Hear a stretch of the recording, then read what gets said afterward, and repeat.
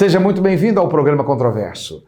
No meio de tanta notícia difícil, no meio do nosso isolamento social, nós gostaríamos de conversar com os empregados que estão preocupados com a sua relação de emprego e principalmente com os seus patrões, os empregadores, de que alternativas que a sociedade brasileira, que a estrutura política brasileira está nos trazendo para enfrentarmos essas nossas relações sociais. Para isso, o programa Controverso convidou a mestranda em Direito Constitucional e Econômico, advogada trabalhista, Juliana Mendonça. Seja muito bem-vinda, doutora Juliana.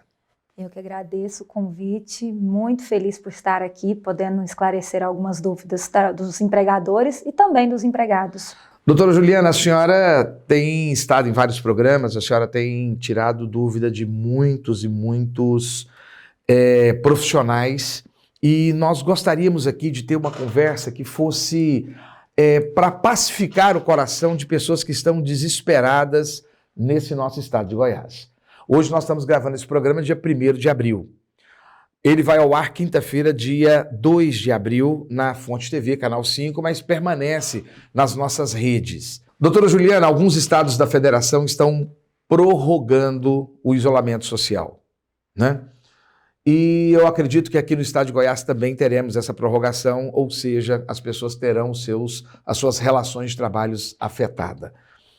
Eu gostaria de saber o que nós temos de novidade dentro das relações trabalhistas que podem ser elaboradas entre patrão e empregado. Como é que isso está hoje? Primeiramente, eu queria falar que vamos tirar essa angústia do coração. Primeira coisa, não adianta a gente querer algo para ontem, vamos resolver a situação imediata, porque isso só vai gerar angústia e sofrimento, tanto para empregados quanto para empregadores. O interessante é que hoje não tem nenhuma solução mágica, mas a medida provisória trouxe algumas alternativas que diminuem o custo para os empregadores e também protelam a situação de alguns pagamentos.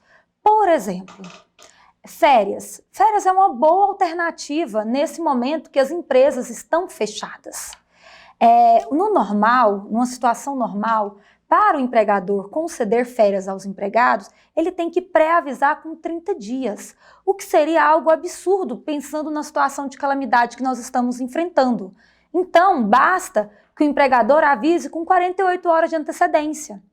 E aí você pode me perguntar, mas e o dinheiro, né? Porque pensando que não estava prevendo essas férias, as férias, o pagamento dela tem que ser feito o salário mais 1/3. E a medida provisória veio como um alento para os empregadores nesse sentido. Se você vai dar as férias hoje, 1º de abril, você só vai precisar pagá-las efetivamente, sem o terço constitucional, em maio, até o 5º dia útil de maio. Porque seria como se fosse um salário. Ele vai receber, por exemplo, esse mês de abril, referente ao salário de março. E maio, ele vai receber referente às férias de abril. Entendeu? Sendo que o terço constitucional, que deveria ser pago 2 dias antes do início do gozo dessas férias, você só vai precisar pagar ele até o dia 20 de dezembro. Além das férias, o que mais o empregador tem na mão para tentar garantir que o empregado fique dentro do isolamento social e não perca seu emprego? O teletrabalho é uma medida muito interessante, mas obviamente ele não funciona para todos os setores. A senhora pode explicar para o telespectador e internauta a diferença de teletrabalho e home office? O home office é aquele feito internamente, dentro de casa. O teletrabalho é aquele que é feito por qualquer meio telemático, um iPhone... O home office é uma espécie de teletrabalho. Correto. Eu faço teletrabalho no meu carro, tenho home office na minha casa. Perfeito. Você pode fazer o teletrabalho na casa da da sogra, num café, no momento no Todo café mundo não. pensa na sogra nessa hora, ficar no bolinho. No café, nesse momento, não, porque está fechado. No entanto, você pode fazer em qualquer lugar através de meios da tecnologia. Essa é uma boa saída, por exemplo, para os escritórios de advocacia, para quem trabalha com sistemas financeiro, administrativo, é uma boa saída. O trabalhador continua com seu emprego, a empresa continua produzindo.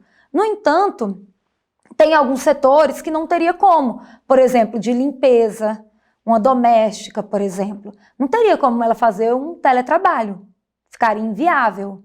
Então, uma saída interessante seria dar férias, nesse exemplo. Voltando para as férias, eu não vou ter o teletrabalho. Eu preciso do isolamento social e preciso tentar salvar o trabalhador, o meu empregado, o meu colaborador. Além das férias, tem mais alguma coisa? Ele tem essas férias que ele tinha direito. Existe mais algum recurso? Na medida provisória, foi bem interessante que trouxe uma sistemática que é poder antecipar os feriados que ainda virão. Por exemplo, 1º de maio. 1º de maio é o feriado do Dia do Trabalhador. Os empregadores podem fazer por escrito, informando ao trabalhador em 48 horas que ele vai estar antecipando esse feriado de 1º de maio. Os únicos feriados que o empregador precisa da anuência do colaborador, do empregado, são feriados religiosos, por exemplo, Corpus Christi, por exemplo, feriados de Natal, a Padroeira de Goiânia, um exemplo. Feriados estaduais, municipais, que não sejam religiosos, eles não precisam da anuência do trabalhador. Por exemplo, nesse momento, o trabalhador vai ficar 5 dias sem trabalhar. O empregador pode se utilizar dos feriados futuros para antecipar e vir no futuro, no período do feriado, esse trabalhador trabalhar normalmente, sem precisar receber o pagamento em dobro e sem precisar ter a folga. Doutor, então nós podemos separar da seguinte forma. Em relação a esse momento do isolamento social, o empregador, para tentar salvar o trabalho, o posto de trabalho, o emprego do seu colaborador, ele tem 2 elementos. Algumas antecipações de férias e feriados, e ele tem o teletrabalho, geralmente para aquelas pessoas da área mais administrativa, não é isso? Aquele trabalho mais intelectual, aquele trabalho mais de construção. Então o teletrabalho, ele é feito de forma remota, as reuniões por internet e assim por diante, ponto. Essa pessoa, ela continua com a mesma jornada de trabalho, sendo demandada da mesma forma, trocando suas planilhas, seus documentos. Nós temos um grupo pequeno de pessoas nessa gama de trabalhadores. Só iria lembrar o quê? Lembrando que o teletrabalho, ele não gera direito à hora extra. É uma exceção da lei trabalhista. Por quê? Como você está na sua casa, o seu empregador não tem como te fiscalizar o horário que você está trabalhando. Se você está cuidando do seu filho de manhã e exercendo o trabalho à noite, o seu empregador... Isso vale para as conversas de WhatsApp também? As conversas de WhatsApp, quando há um controle efetivo, por exemplo, quero ver você trabalhando agora, filma aqui. Ou então liga a webcam o tempo todo. Aí é diferente. Aí teria como o empregador fiscalizar. Mas no normal, é uma exceção que a lei traz, que o trabalhador que exerce a função de teletrabalho, ele não tem direito à hora extra. Então, ótimo. Nós então temos dessas áreas, mas é um grupo pequeno. Então eu preciso deixar as pessoas no isolamento social. Então eu tenho recursos que a senhora me explicou, férias, e aí as férias eu tenho as férias que o cidadão, ele já tem o período aquisitivo, eu mando ele sair de férias. Ou eu posso antecipar essas férias também. Perfeito. E esse pagamento de férias que eu não estava prevendo, eu vou pagar no dia do salário normal e aquele abono de férias eu mando para o 13º. Simples assim. Perfeito. Tá entendendo, telespectador e internauta? Se você, por acaso, patrão, não está preparado financeiramente para as férias, não tem problema. Ele fica em casa, faz a documentação de férias, recebe o pagamento normal na data normal e o abono, aquele abono constitucional de férias, vai para o 13º. Doutor Giovanni, excelente intervenção de férias, porque o período aquisitivo, caso o trabalhador, que significa que o trabalhador não tenha ficado 12 meses na empresa, ele vai poder antecipar nesse período das férias trazidas pela medida provisória. Significa dizer que se o trabalhador, naquele período de 12 meses que ele deveria ter adquirido o direito a férias, ele não precisa efetivamente dos 12 seguintes para poder iniciar o gozo. Significa dizer efetivamente que se o trabalhador tem 3 meses de trabalho, o empregador já pode conceder as férias antecipando um período futuro. Isso é uma novidade trazida pela medida provisória, que só poderia ocorrer efetivamente em casos como férias coletivas. e agora é permitido em férias individuais. Doutora, e além disso, também a senhora colocou a questão do feriado. Então eu antecipo feriados não religiosos, os religiosos eu posso com a anuência do empregado. Eu antecipo as férias. Além desses dias, eu vou ter no máximo o quê? 35, 36 dias? E aí? O isolamento social continuou. O que eu tenho para tentar proteger ainda o posto de trabalho? É banco de horas. O banco de horas hoje, ele funciona da seguinte maneira.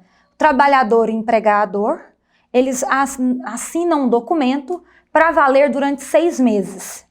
Significa que o trabalhador ele pode ficar 1, 2 meses sem trabalhar e nos 6 meses seguintes ele tem para compensar. Com a reforma, com essa situação da medida provisória, da situação de calamidade pública, a medida provisória trouxe que ele pode compensar esse período em 18 meses. Então vamos lá, a medida provisória ela é de dia 17? 13 de dia 13. 2020. Então 18 meses, 1 ano e meio. Então ela vai até março, abril, maio, junho, julho, agosto, setembro, até setembro de 2021. Perfeito. Para poder quitar esse banco de horas.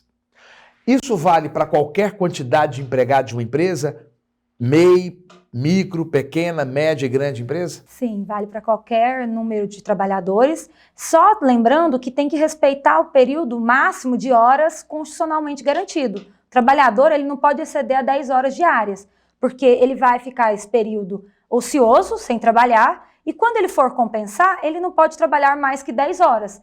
Então ele pode fazer no máximo 2 horas extras diárias para essa compensação. Doutora, todas essas medidas são muito positivas para as empresas com CNPJ, né? Funciona para micro, pequena, média, grande empresa, mas e o trabalhador doméstico e o trabalhador rural?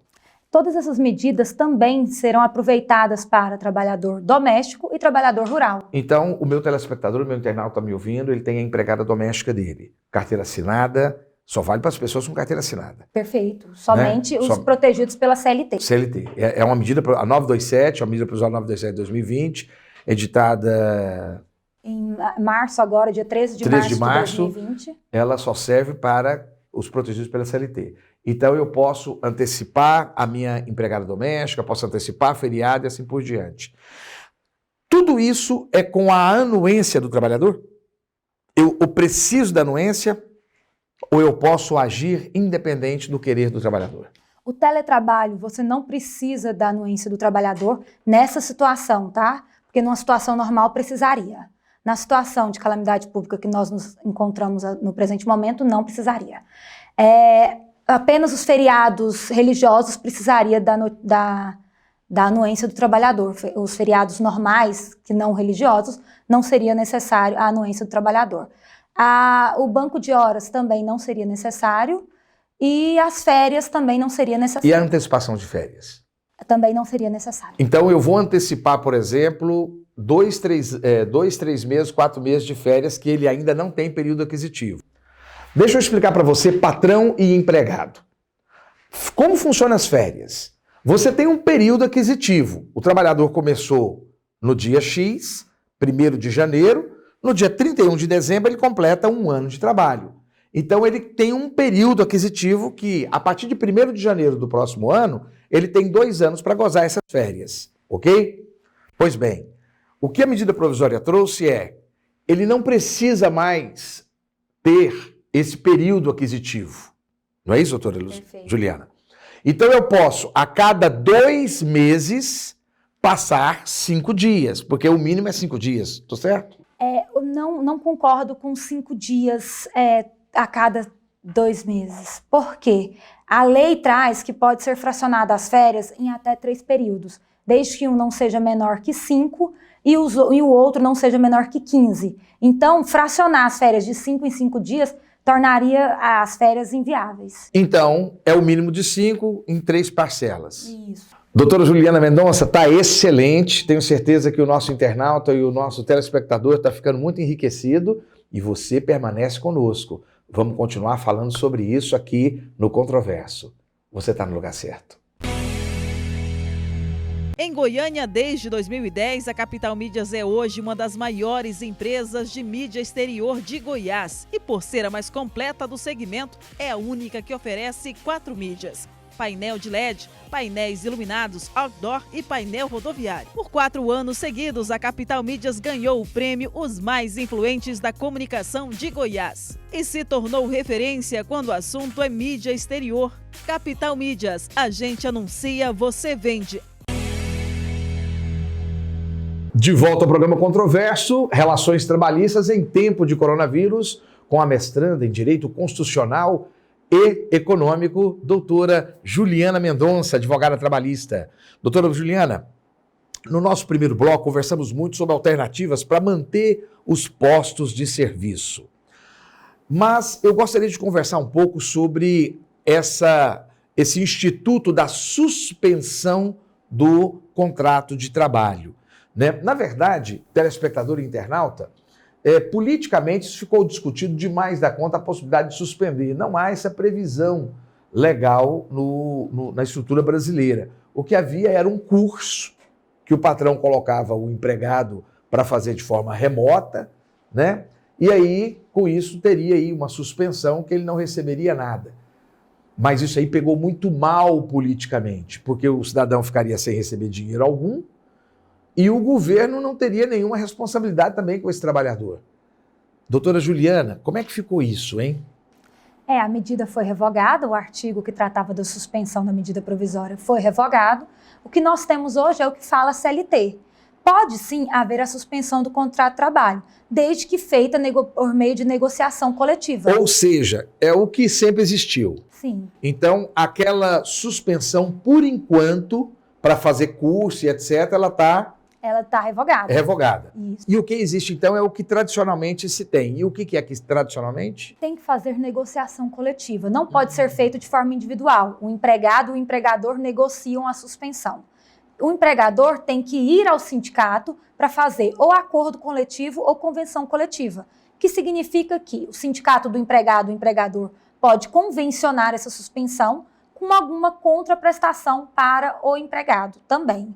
Porque a suspensão, nesse período, o empregado ele não recebe nada, salário, não conta como tempo de contribuição, não recolhe FGTS, não recolhe INSS, não conta como tempo de 13º salário e nem mesmo de férias. A senhora, quando nós estávamos preparando aqui o nosso programa, a senhora me trouxe um exemplo fantástico do Sindicato dos Bares. Como funcionou isso, doutora? O Sindicato dos Bares fez uma convenção coletiva aditiva, a que eles já tinham, prevendo a suspensão do contrato de trabalho.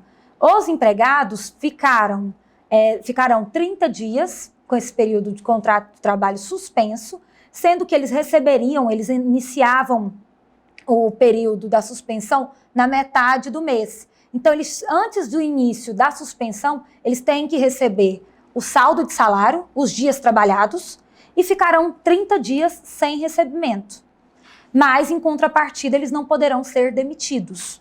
Doutora, todas essas medidas estão à disposição do empresário, do empregador rural, do empregador doméstico, para tentar salvar o posto de trabalho do colaborador. Tem mais alguma coisa aí no forno que a senhora tem notícia ou ficou, por enquanto, por isso mesmo? Ficou, por enquanto, nisso. Tem se tentado agora a questão de liberação de FGTS, tentado a fomentar a economia. Mas nas relações de trabalho, basicamente, são essas. Doutora Juliana, a senhora trouxe para a gente há pouco a participação importante do sindicato nesse momento em que a suspensão ainda ela foi revogada e ainda está sendo discutida pelo governo federal. Como é, aos seus olhos, que está o movimento sindical, o protagonismo dos sindicatos que deveria haver nesse momento? Como é que a senhora está enxergando isso? Eu sei que não é a sua área principal, mas eu gostaria de ouvi-la. O sindicato, nesse momento, que tem várias situações para negociar, é o momento que eles têm para aparecer, para mostrar a que vieram. E eles estão aparecendo? Tenho visto pouca movimentação dos sindicatos dos empregados, mas antes da medida provisória, dos sindicatos dos empregadores. devido a diversas situações de mitigação, de prazos, de pagamento e etc., os sindicatos estavam correndo muito atrás, os sindicatos patronais, para tentar negociar com o sindicato dos empregados. Algumas negociações deram certas, depois que veio a medida provisória, esfriou bastante essa negociação, porque a medida provisória já trouxe por si só algumas mitigações de prazos e de pagamentos. Então, agora eu vi que deu enfraquecida. Seria muito importante agora, nesse momento, os sindicatos mostrarem para a sua categoria, para os trabalhadores que fazem parte da sua categoria, a força que eles têm. Por que o sindicato, num momento como esse, que é fundamental, não conseguem ser tão protagonistas dentro das relações de trabalho quanto os dos empregadores? Nós temos algumas categorias de sindicatos de patronais, que conseguiram manter as portas abertas das empresas. Eu entendo que a medida provisória chegou a causar um prejuízo para os sindicatos nesse sentido. Como no protagonismo sindical, né? Com certeza, porque muito dessas negociações que estão sendo feitas de forma individual somente poderiam ser feitas mediante negociação coletiva. E aí precisaria da interveniência do sindicato. E isso, a medida provisória mitigou os direitos do sindicato de negociar. Mas não tinha um risco dos sindicatos politizarem demais essa situação, não? Tanto de politizarem, talvez não seria a palavra conceito minha, mas talvez de endurecer demais e as coisas não fluírem, e a negociação não fluir, talvez seria essa uma das situações que eu vejo. E ocorreram, inclusive. De qualquer maneira, nós estamos diante de uma grande mudança das relações sociais que eu vou te perguntar no meu terceiro bloco. Porque agora eu quero saber de você, doutora Juliana, o seguinte. Me parece que a suspensão é a última fronteira para tentar salvar os postos de trabalho. Doutor, aí o empresário tentou tudo, mas não consegue mais. Ele tem que demitir.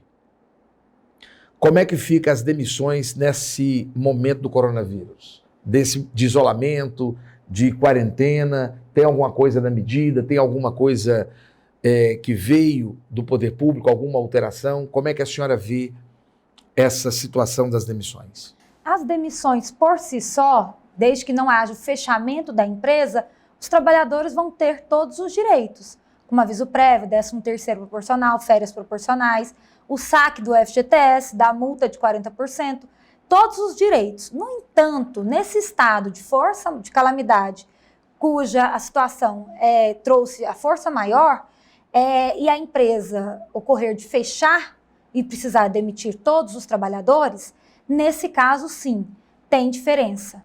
O empregador ele não vai precisar pagar a multa de 40%, ele pode pagar apenas de 20% e não será devido ao aviso prévio. Mas somente quando houver o fechamento da empresa. E durante esse período declarado de estado de calamidade. Então no período de calamidade, dentro do decreto, se eu demitir, eu tenho que pagar somente metade da multa do FGTS? Metade da multa do FGTS e não precisa pagar ou dar o aviso prévio. Lembrando que é necessário que a empresa feche. A empresa ou a filial. Feche durante o período? Não, feche indeterminadamente. Então é no caso de falência, de fechamento. Fechamento. A unidade ou a empresa, ou a empresa como um todo. É muito importante para você, de microempresário, de MEI até o maior de todos os empresários, entenda o seguinte: não há nenhum facilitador para demitir trabalhador. Nenhum. A menos que a empresa quebre. Então o que existe hoje é o que sempre existiu. Sim. E é tão somente em relação da multa do FGTS, que é um valor pequeno em relação a todas os valores trabalhistas que o trabalhador tem direito. E o aviso prévio, que é proporcional ao tempo de trabalho. Aí vai envolver todo aquele período de aviso prévio do trabalhador, então o prejuízo do trabalhador seria grande, né?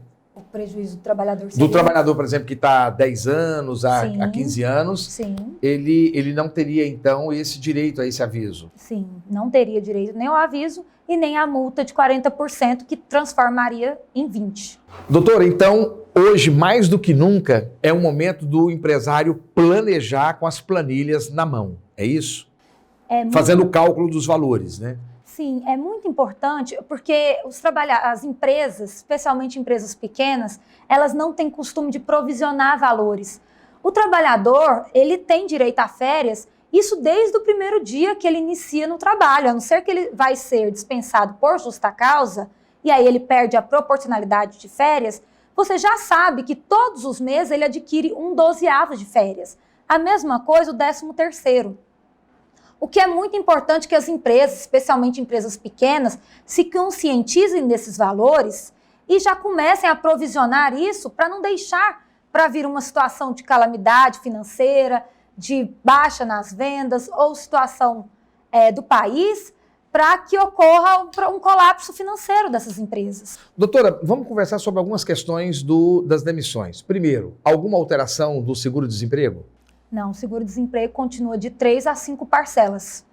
E não recebe, não é o salário todo não, né? Não, ele é um proporcional. O valor mínimo é de um salário mínimo e o valor máximo é quase 3 mil. Doutor, o FGTS, na hora do trabalhador olhar a questão do FGTS, ele pode ter uma surpresa, né? É um problema sério, porque o ano passado veio a possibilidade do saque aniversário. Você sacar... No governo Temer também. Sim, mas a inscrição foi o ano... Não, o governo Temer liberou parte dos depósitos de FGTS. Isso. E agora, mas isso aí não influenciaria em nada no momento da demissão dos trabalhadores. Certo. Agora, o ano passado veio a situação, a partir de setembro, do trabalhador poder se inscrever para anualmente receber o saque FGTS, o saque aniversário chamado. Toda a época de aniversário, mês do seu aniversário, você recebe um percentual do FGTS depositado na sua conta vinculada. O problema é o seguinte, se esse trabalhador que optou por isso, mesmo que ele não tenha recebido um único saque do FGTS, saque aniversário, ele for dispensado agora, ele não vai poder sacar o FGTS no momento da rescisão. Então vamos alertar aqui.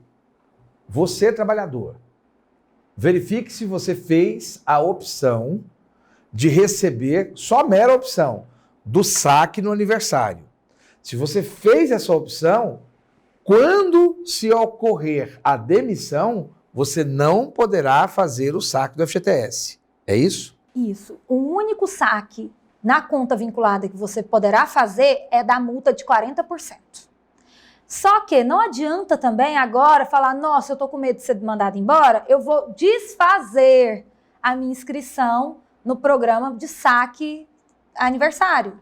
Por quê? Demora 24 meses, vai ter uma carência de 24 meses para que volte ao status anterior. A menos que alguma medida provisória mexa nesse sistema em razão do coronavírus. Né? Vamos aguardar. O que eu acho pouco provável, Também porque acho. o que está se trabalhando a medida provisória é para fazer um novo saque, igual foi feito aquele o ano passado, que terminou na data de ontem, o último saque.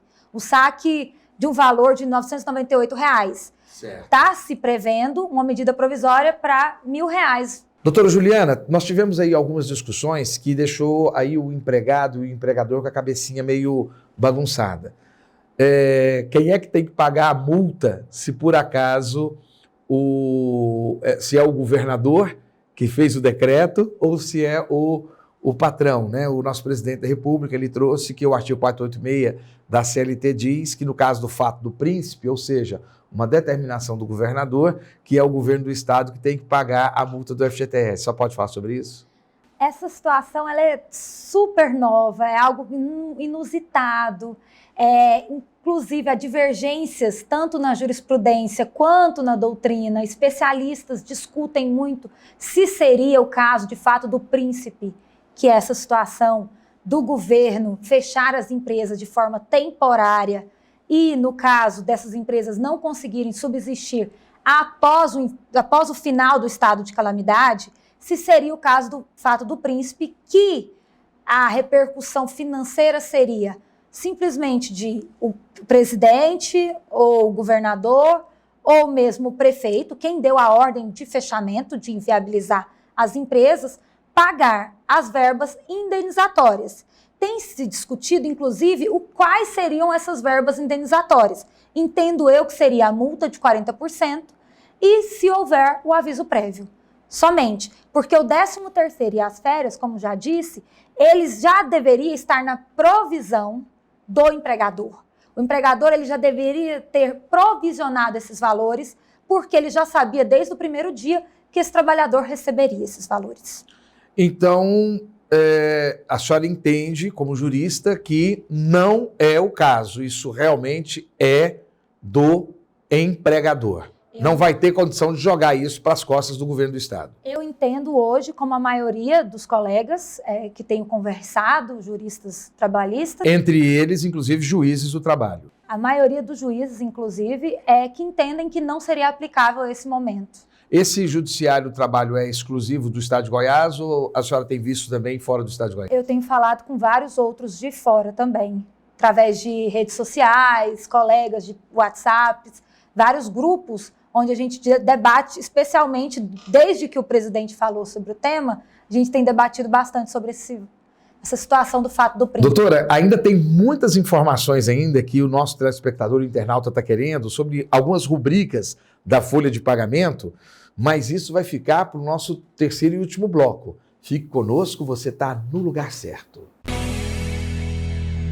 Em Goiânia, desde 2010, a Capital Mídias é hoje uma das maiores empresas de mídia exterior de Goiás. E por ser a mais completa do segmento, é a única que oferece 4 mídias: painel de LED, painéis iluminados, outdoor e painel rodoviário. Por 4 anos seguidos, a Capital Mídias ganhou o prêmio Os Mais Influentes da Comunicação de Goiás e se tornou referência quando o assunto é mídia exterior. Capital Mídias, a gente anuncia, você vende. De volta ao programa Controverso, a parte final. Nossa convidada de hoje, a advogada trabalhista Juliana Mendonça, mestranda em Direito Constitucional e Econômico. Estamos conversando sobre as relações trabalhistas nessa época de coronavírus. Doutora, nós conversamos já sobre a medida provisória 927, essas relações para tentar segurar o emprego, se por acaso houver as demissões, mas nós temos muitas perguntas aqui, tanto de empregados quanto de patrões, sobre como é que fica a questão dos salários e as composições salariais e alguns direitos. Tudo bem? Vamos conversar, por exemplo, como é que fica com o teletrabalho, o auxílio combustível e o auxílio transporte. O auxílio transporte, o Vale, Transporte, existe uma lei própria. Essa lei só lhe dá o direito ao benefício se você for e voltar do trabalho utilizando o transporte público regular. Em teletrabalho isso não faz nenhum sentido, porque ele não precisa ir nem voltar do trabalho. Ele vai estar no próprio local trabalhando, na sua própria residência. Então não faz nenhum sentido continuar pagando. Na mesma sistemática vem o auxílio combustível. Então, esses são elementos para poder viabilizar que ele possa se deslocar. Não havendo deslocamento, está fora. Não tem necessidade. Mesmo se constar essa obrigatoriedade em convenção coletiva? Se a convenção coletiva versar que mesmo no período de férias, suspensão, interrupção do contrato de trabalho, sim, ou então mesmo no teletrabalho, sim, aí deve continuar efetuando o pagamento desse auxílio transporte e do auxílio combustível. Então o patrão, antes dele verificar o corte, ele precisa checar a convenção coletiva. A convenção coletiva. Se ela, por acaso, disser que esses valores do auxílio transporte, o vale transporte, o auxílio combustível, ele prevalece nas férias ou na suspensão, ele vai ter que manter. Como é que fica a questão, por exemplo, do vale alimentação ou auxílio alimentação? O auxílio alimentação ele não é previsto em lei. Ou ele é feito entre as partes, não é obrigatoriedade trazida por lei. Ou ele é previsto entre as partes de forma individual, ou é previsto na convenção coletiva. Entendo que não deve ser cortado, esse é entendimento pessoal, porque o trabalhador continua se alimentando, mesmo que ele não está alimentando na rua, mas ele está fazendo utilização, por exemplo, fazer um supermercado, para poder comprar marmita. Faz composição do salário, né? Faz composição, apesar de não integrar remuneração, não fazer reflexos em 13º, em férias, em FGTS, nem mesmo no INSS. Doutora, redução de salário, isso ficou muito discutido. Gostaria que a senhora falasse um pouco sobre isso. A redução salarial, ela só pode ocorrer, essa discussão toda que tem ocorrido de redução salarial, ela não pode ocorrer de forma indiscriminadamente. Ela tem que ser feita mediante negociação coletiva, desde que essa redução ocorra do salário proporcional ao número de horas reduzidas do trabalho. Se o trabalhador reduziu de 44 horas semanais para 40 horas semanais, ele vai ter que reduzir o salário nessa mesma proporção. De modo que esse trabalhador ele não pode ser prejudicado financeiramente, ou seja, não pode ganhar menos que um salário mínimo. Ou, quando houver a convenção coletiva, não pode ganhar menos do que o piso salarial da convenção coletiva. Doutora, e a readequação das funções é possível? A adequação das funções, desde que compatíveis com a condição pessoal do trabalhador, sim, é super compatível. Doutora, o que eu quero perguntar para a senhora é o seguinte. Nós vamos ter vários empregados que estão afastados, porque a ideia é diminuir a aglomeração, não é isso? Seja férias, antecipação de feriado, os vários elementos que existem à disposição. Eu vou ter menos trabalhadores nos postos de trabalho, mas o trabalho continua. Como é que fica a questão desse acúmulo de função com os trabalhadores que ficaram?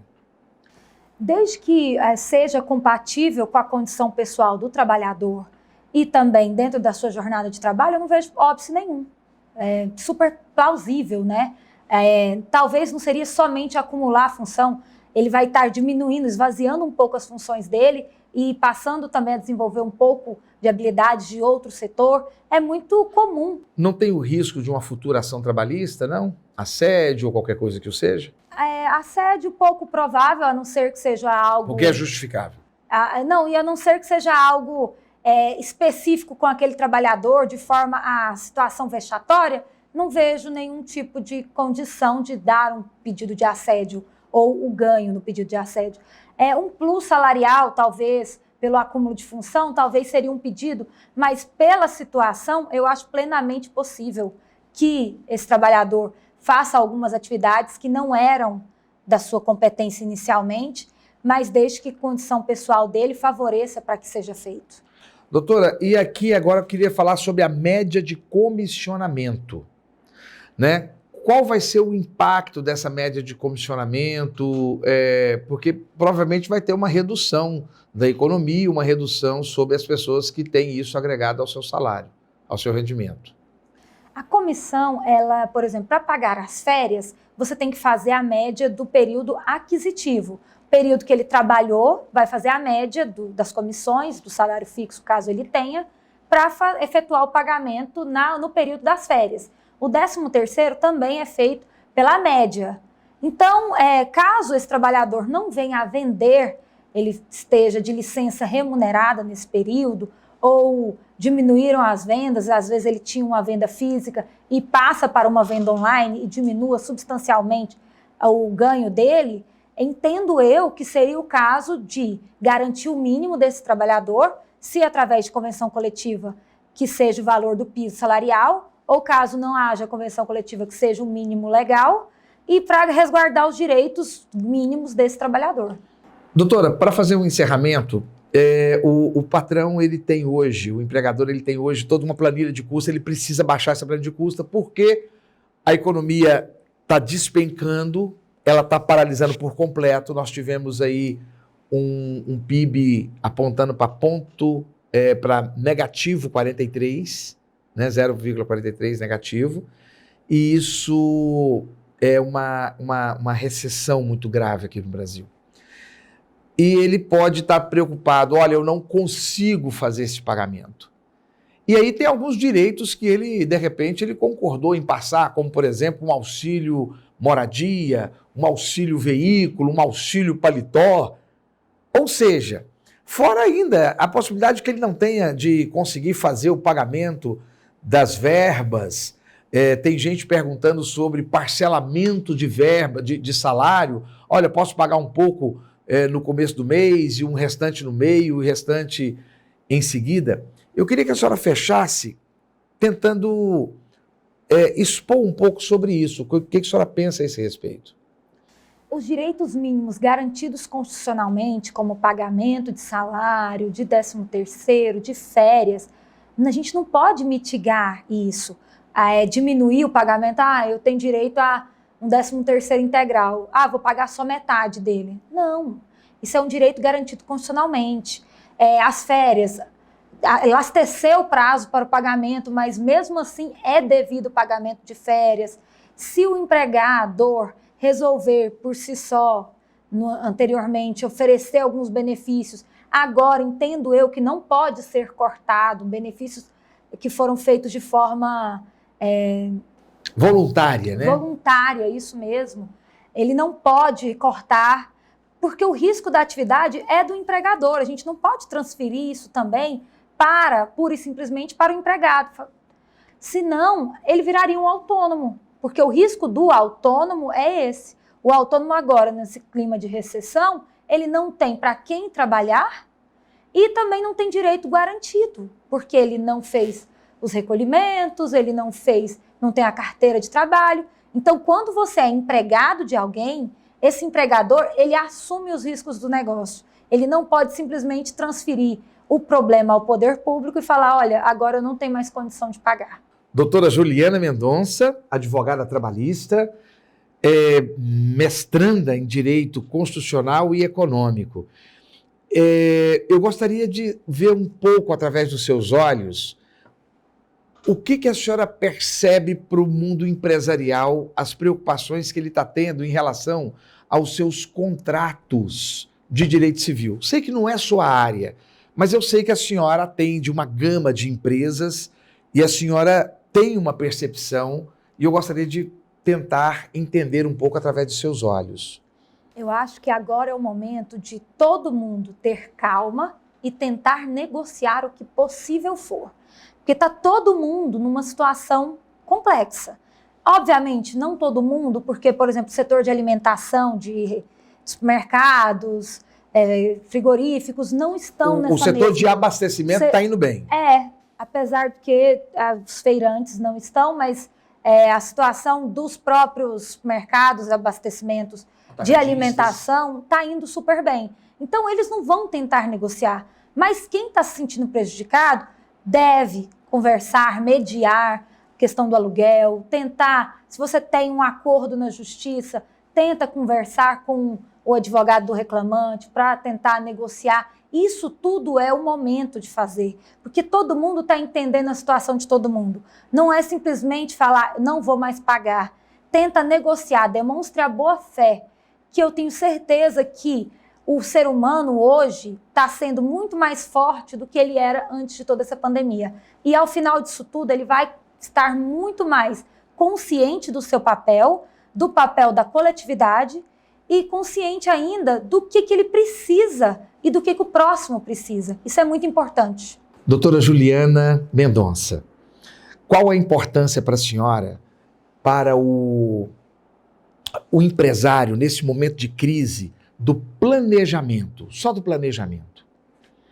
Planejar, eu acho que deveria ser algo primário. Para você abrir uma empresa, você já deveria ter feito um planejamento de forma hercúleo há muito tempo e não deixar para depois que você abre a empresa, você fazer o planejamento.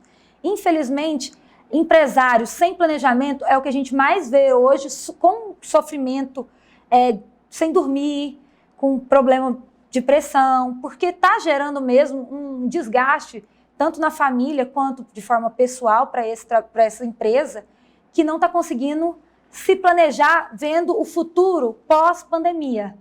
Tem vários empregadores, várias empresas que estão sem conseguir respirar, porque não teve um planejamento, que estão simplesmente pensando em fechar as portas. A senhora acha que parte do desespero desse empresário é porque ele não está conseguindo enxergar o negócio dele? Os detalhes do negócio dele? Sim, com certeza. Deixar, porque às vezes a gente trabalha muito no automático. Você vai fazendo dia a dia sem muito conhecimento, sem buscar novos horizontes. E essa empresa, ela acaba sendo degolada, né? Entra em colapso, porque outros estão vendo uma forma maior, mais abrangente e você, às vezes, trabalhando no automático, você fica mais fechado. E a importância da negociação nesse momento em que, muitas vezes, o que entra de recurso não é igual ao que eu tenho para fazer de pagamento. A negociação, nesse momento, ela é super importante e vai ser muito viável, a negociação e a mediação. Por quê?